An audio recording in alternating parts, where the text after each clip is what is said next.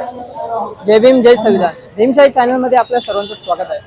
आज तारीख आहे 15 जून। जे बुद्धभूमी फाउंडेशनवर जे अतिक्रमण झालेलं होतं त्या संदर्भात आज इथं आंदोलन चालू आहे, धरणं आंदोलन दरम्यान इथं खूप मोठ्या प्रमाणात पोलीस प्रोटेक्शन आलेलं आहे आणि अशाच काही गोष्टी आपण जाणून घेणार आहोत। बंतीजींकडून आपण जाणून घेणार की त्यांच्या प्रतिक्रिया काय आहे। तमाम बौद्धांचे एक आश्रयस्थान धम्मक्षेत्र बुद्धभूमी फाउंडेशनवर 30 तारखेला जो अमानवीय हल्ला झालेला आहे, तिथले लोकप्रतिनिधी श्रीकांत शिंदे त्यांच्या इशाऱ्यावर प्रमुख षडयंत्रकारी हा बुद्धभूमी या पवित्र धम्मस्थळाला उद्ध्वस्त करण्यासाठी ते निघालेले आहेत।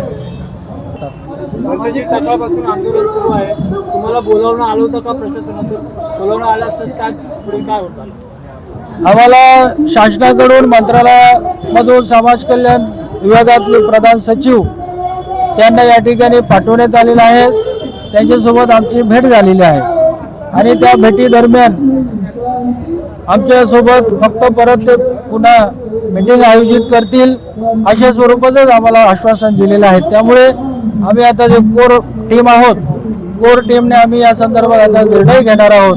कारण जोपर्यंत आम्हाला भक्कम लेखी स्वरूपात अध्यादेश आम्हाला प्राप्त होत नाही, जोपर्यंत आम्हाला पूर्ण खात्री होत नाही आपल्यावर न्याय होत आहे, तोपर्यंत आपले हे आंदोलन चालूच राहील। सरकार या सगळ्या प्रकरणामध्ये राजकारण आणते असं आपल्याला वाटतं? सरकार राजकारण म्हटल्यापेक्षा जे श्रीकांतजी शिंदे आहेत ते मोठ्या प्रमाणात बौद्ध समाजावर एक नंतर एक डाव ते खेळत आहेत, फसवणुकीचा डाव।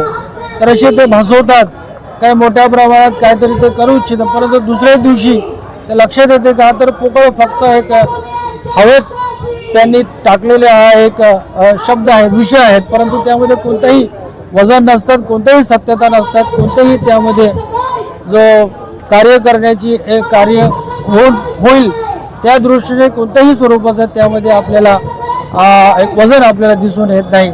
फक्त फसवणुकीचंच त्यांचं हा आश्वासन चालू आहे आणि या माध्यमातून सुद्धा ते स्वतःचं नाव वाढवून घेत आहेत। पूर्ण महाराष्ट्रामध्ये दररोज ते फोटो त्यांचा फोटो टाकत स्वतःचं नाव ते वाढवून घेत आहेत, खोट्या पद्धतीने, चुकीच्या पद्धतीने। बंतीजी, हा सर्व प्रकार जमीन गिळंकृत करण्याचा प्रशासनाचं नाव आहे असं वाटतं का तुम्हाला? यामध्ये प्रशासन म्हणजे जो कारण प्रशासन म्हटल्यापेक्षा हा श्रीकांत शिंदेचंच नाव प्रामुख्याने आहे। कारण बुद्धभूमीच्या मधूनच उड्डाणपूल घेत आहेत, त्याचं कॉन्ट्रॅक्ट सुद्धा त्यांनी त्याचा मेहुणा अभिषेक थोरवे त्यांना दिलेला आहे। त्याचा आर्थिक फायदा करून घेण्यासाठी हा 450-500 कोटीचा प्रकल्प त्यांना दिलेला आहे, बुद्धभूमीला द्विखंडित करून, विभाजित करून। तर त्याचा हा आर्थिक फायदा लक्षात घेऊन आणि त्यानंतर या बुद्धभूमी हस्तगत करून हडप करून त्या ठिकाणी काहीतरी कमर्शियल टाईप काय करतील किंवा त्याचे कार्यकर्ते नेते मंडळींना घेऊन काहीतरी करतील अशा स्वरूपाचा हा त्यांचा मोठ्या स्वरूपात डाव चालू आहे। बुद्धभूमीचा हा जो 45 वर्षाचा जो संघर्ष आहे, या संघर्षाला ते नेस्तनाबूत करून, अधिकाराला ते नेस्तनाबूत करू पाहत आहे। या सर्व प्रकारात आपली काही बांधगुळ आहे त्यांच्या सोबत आहेत, याबद्दल आपण काय म्हणाल? काही ते ठराविक लोक, आपले लोक, तिथले समाज बांधव त्यांना माहीत आहे, ते सांगत असतात श्रीकांत शिंदे यांनी बुद्धभूमीचा हा जो संघर्ष आहे याला कमजोर करण्यासाठी काही लोकांना हाताशी धरून त्यांना त्यांच्या पद्धतीने मॅनेज करून, पैशाने असतील, भीती दाखवून असतील, प्रभाव दाखवून असतील, प्रतिष्ठा दाखवून असतील, काही जे ठराविक लोक समाजामध्ये असतातच, समाज विकणारा विघातक, समाजकंटक लोक, त्यांना हाताशी धरून 10-15 दिवसापासून प्रयत्न करीत आहेत, परंतु प्रत्येक वेळी ते फेल होतात। आता 4-5 दिवसापूर्वी त्या लोकांनी पेढे वाटप सुद्धा केलेलं आहे, जल्लोष केलेला आहे। जल्लोष होऊन, पेढे वाटप होऊन परत का ते लोक आंदोलन धरण्यामध्ये बसलेले आहेत? बुद्धभूमी फाउंडेशनला न्याय मिळवून देण्यासाठी, जीआर हाती मिळवण्यासाठी।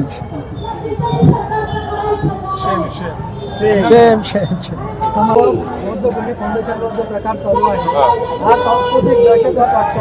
हो, प्रश्नच नाही। आणि हा संयुक्त दहशतवाद आहे।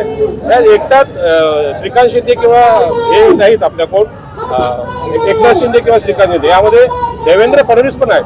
यांनी जो गृह विभागाचा मुद्दा मांडला, ज्यांनी रिसर परमिशन घेतले त्यांनीच आंदोलन केलं पाहिजे. मग नवीन परमिशन लगेच कसे मिळते?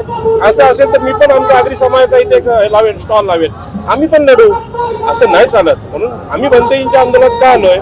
भंतेजींचं आंदोलन हे आमचं पण आंदोलन आहे, ओबीसीचं पण आहे, आणि या आंदोलनात आमचा पाठिंबा. प्राधिकरण हे भंतेजींच्या परवानगीशिवाय होता कामा नये, कारण ती खासगी जागा आहे आणि भंतेजींचं संपूर्ण त्या फाउंडेशनचं तिथं हस्तक्षेप असेल तरच प्राधिकरणाचा तिथे लाभ आहे, अन्यथा ती सरकार जमा जमीन होणार आहे. आणि सगळ्या फुलताबा आहेत, फुरसाळपणा आहे की भंतेजींच्या मागे जो असलेला समाज आहे त्याला काढून घ्यायचा आणि भंतेजींवर गुन्हे दाखल करून, समाजावर गुन्हे दाखल करून तिथून निसर्गभूत करण्याचा हा सर्व षडयंत्र आहे. हे आम्हाला आम्ही ओळखून चुकलेलं आहे. कारण आता भंतेजींकडे संपर्क केलेला नाही, लेखी कुठलेही आम्हाला परवानग्या दिलेल्या नाहीत. उलट आमच्या विरोधात कारवाई केल्या जात आहेत.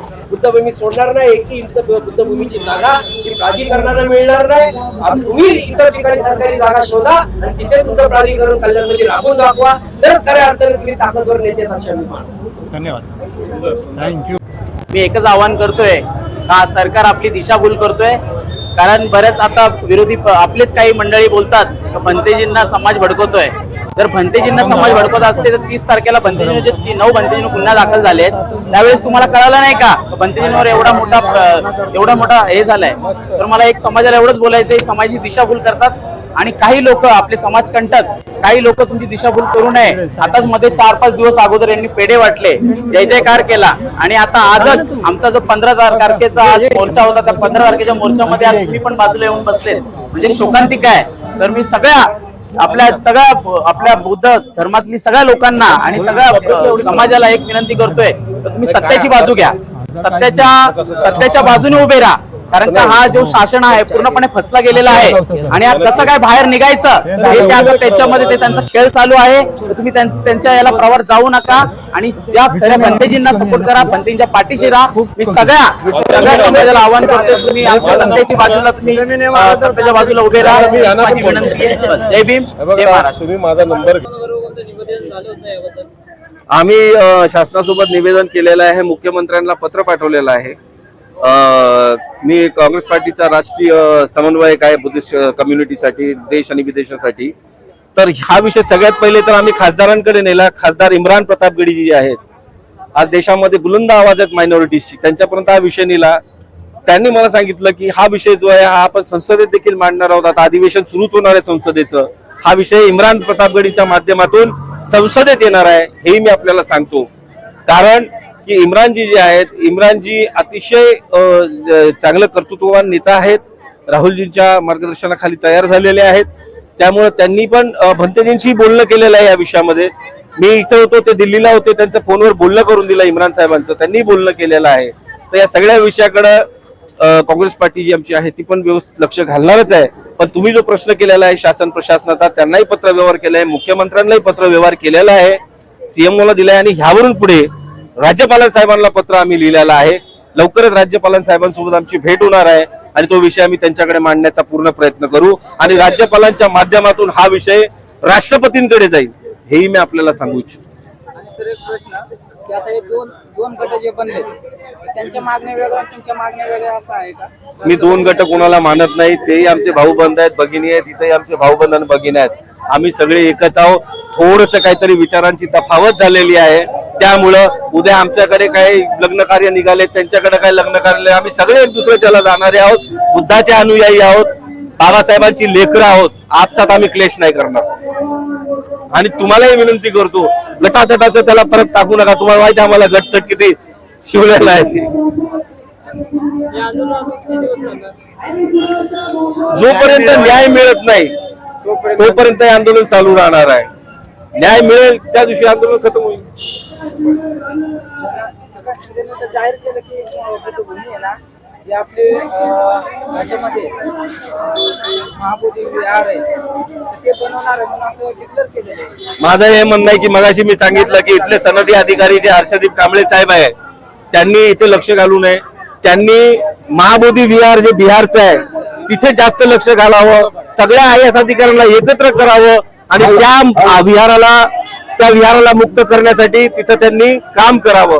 दुसरा आपण मला जो आता प्रश्न केलेला आहे की या ठिकाणी जे काय म्हणतो आपण विहाराचं, हा, तर विहार जे आहे, विहार या ठिकाणी बनवा आमचं म्हणणं नाही. मी मगाशी तुम्हाला सांगितलं विकासाला कोणाचं म्हणणं नाहीये, विकासाच्या आडवं कोणी येणार नाही, पण नियमांची पायमल्ली होऊन जर विकास करत असाल तर त्याला सगळ्यांचा विरोध आहे. नियमांची पायमल्ली ती पण ठरवून. थँक्यू. साहेबांकडून कल्याण डोंबिवली महानगरपालिकेकडून एक लेटर आले आहे. त्या लेटर मध्ये काय लिहिलेलं आहे आपण हे जाणून घेणार आहोत. सर्वप्रथम तुम्हा सगळ्यांना कडक जय भीम. मी सुरेश बनसोडे, डायरेक्टर, तर त्याच्यापेक्षा मी जुना पॅन्थर. आपल्या लोकांना पुढे करत नाही. यासाठी आपले जे प्रधान सचिव साहेब आहेत, प्रधान सचिव साहेब सगळे आले होते.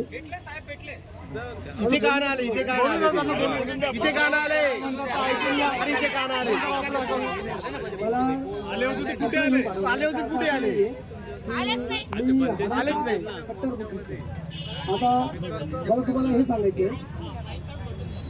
सांगायचंय की जे कांबळे साहेब जे आले होते, अशोक कांबळे साहेब जे आले होते, त्यांच्या अध्यक्षतेखाली सगळ्या मागण्या ज्या आहेत ते मंजूर करून घेणार आहेत, मान्य करून घेणार आहेत. आणि माझी तुम्हाला सगळ्यांना मी आता तुमच्यावर पत्र वाचून दाखवतो.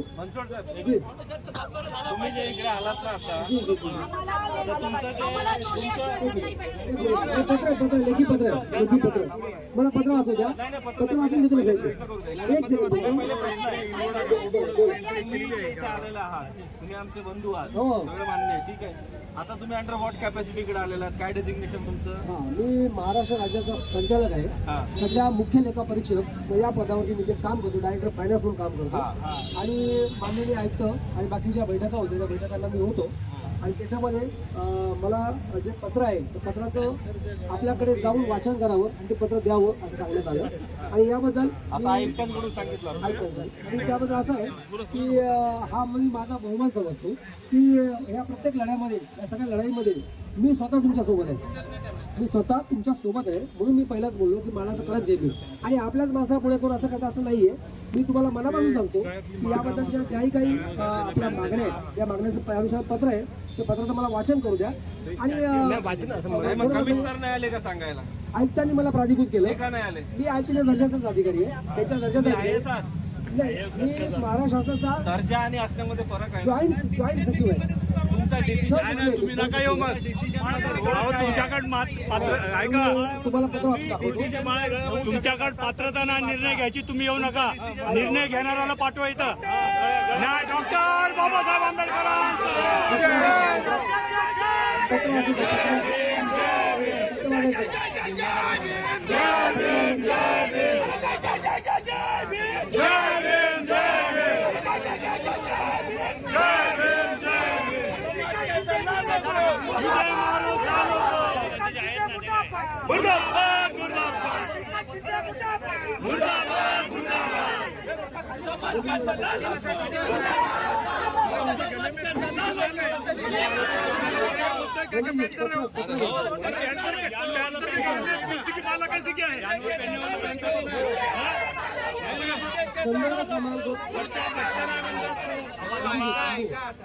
समाज बांधवांनो, मला पत्र वाचून द्या फक्त. तर आपण लोकशाहीमध्ये काय करतो, आपण समाजाला ऐकून तरी घेतो. तुमचा निषेध मला मान्य हो, माहीत जवळ होतो, पण लोकशाहीमध्ये जी बाबासाहेब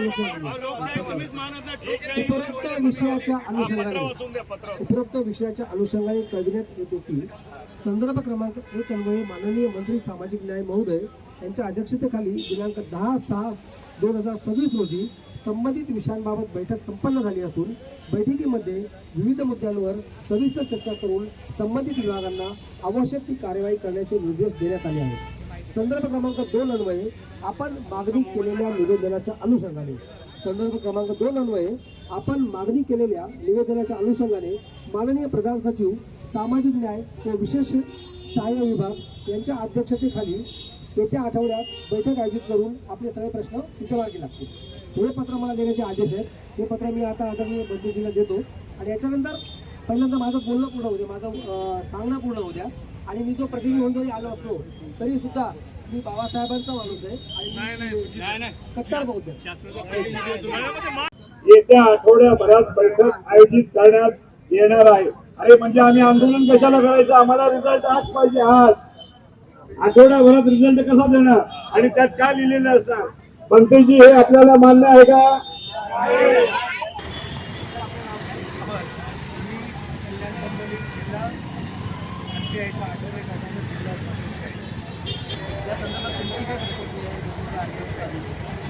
सर्वप्रथम ही आमचे सर्व वीर सैनिक भीम मानवे सर्व आमचे उपासक उपासिका यांना मी पहिला प्रथम सर्व क्रांतिकारी जय भीम करतो. आणि आज ही कल्याण शहरामध्ये कल्याण हे बौद्धांचं एक ऐतिहासिक असं स्थळ आहे आणि इथे मोठ्या संख्या बौद्धांची संख्या आहे. आज जे इथे घडतं आहे हे अक्षरशः खूप लाजीरवाणी गोष्ट आहे. म्हणजे असं झालेलं इकडे असू आणि इकडे हसू. आता आम्ही बघा नगरपालिकेच्या मध्यावर उभे आहोत. आता असं आहे इकडे भंतेजी जे मागण्या करत आहेत ते एक धर्मगुरू आहे म्हणून आम्हाला धर्माचं काम म्हणून त्यांच्या पाठीशी उभं राहणं गरजेचं आहे. आता प्रकरणाने श्रद्धांजली आहे, शापूरची घटना आहे, भूपालची घटना आहे, या अशा घटना घडल्या त्यामुळे आमच्या सैनिक आमचे बांधव एकत्र येऊन रस्त्यावरून आपल्या धुमाकूळ घालून आम्ही शासनाची झोप उडवलेली आहे. आज असा प्रकार झाला जे सामान्य जनता जे सैनिक घेत आहेत ते अक्षरशः संभ्रमात आहे आणि आम्हाला विचारत आहेत आता आम्ही नक्की जायचं कोणाकडे. इकडे पण आपलेच आहे, इकडे पण आपलेच आहे, पण आम्ही जायचं काय. ही जे लोकांची जे लोक जे संभ्रमात राहिले आणि त्यांना त्यांच्या मनामध्ये काय जे आहे करायला मार्ग नाही. तर मला असे जे आपल्या आंदोलनकर्त्यांना एक अशी विनंती करतो किंवा आमच्या आशियाचे कार्यकर्ते आहेत, आमचे संघ आहे, बघा समाजाला शेवटी पक्ष पण पाहिजे असतो आणि धर्म पण पाहिजे असतो. तर पण सामान्य जनता जी आहे ही अक्षरशः संभ्रमात पडलेली आहे. त्यांना कळत नाही आहे आम्ही कुठे जायचं नक्की. असे आपल्या पक्षामध्ये तर असे खूप पडलेले बरेच आपल्याला तेच थांबतो. जय भीम, जय महाराष्ट्र, जय संविधान.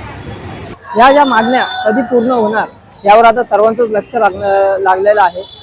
ताज्या अपडेटसाठी पाहत राहा भीमशाही न्यूज. सत्यशिव परिवर्तन. कॅमेरामॅन आदित्य माळी सहित मी आदित्य गांगुर्डे, भीमशाही न्यूज.